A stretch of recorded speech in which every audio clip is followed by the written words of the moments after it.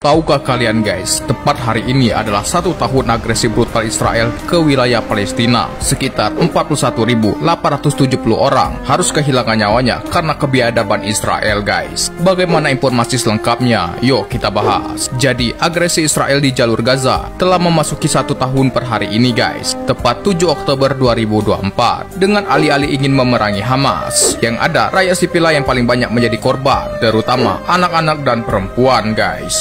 Sekitar 41.870 warga Palestina harus kehilangan nyawanya akibat kebrutalan dan kekejaman negara Israel. Sementara itu 97.166 orang mengalami luka-luka dan lebih 11.000 orang masih dilaporkan hilang dan tak tahu rimbahnya. Agresi Israel ke Palestina ini sendiri ya guys disebut sebagai konflik paling brutal di abad 21. Bahkan kekejamannya pun terhadap rakyat sipil disebut lebih mengerikan daripada perang kartel narkoba di Amerika Latin dan juga perang Rusia dan Ukraina guys. Dikarenakan yang paling banyak menjadi korban adalah bayi, balita, dan anak-anak, bukan kelompok militer seperti di perang Ukraina-Rusia guys. Jadi bagaimana menurut kalian guys, apakah negara Israel ini masih layak disebut sebagai negara superpower jika lawannya hanyalah anak-anak yang memakai dot dan juga emak-emak yang memakai daster guys? Silahkan komen di bawah.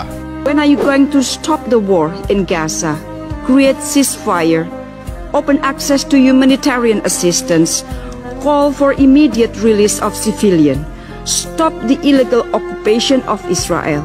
Families in Gaza have been bombed by Israel while in their homes or on their way in search for a safe place along damaged roads following an Israeli evacuation order that left hundreds of thousands of people scrambling for safety, but with nowhere safe to go, intentionally cutting fuel, water, and electricity of Gaza, and blocking the entry of the humanitarian aid.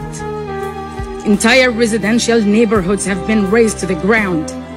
Homes, schools, UN facilities, health centers, hit by direct and intense Israeli airstrikes. Aid workers have been targeted and killed. Rescue teams are struggling to carry out their missions amid continuous airstrikes. Severe shortage of equipment and limited or with no connection to mobile networks. There's no power, no water, no fuel. Food supplies are running dangerously low.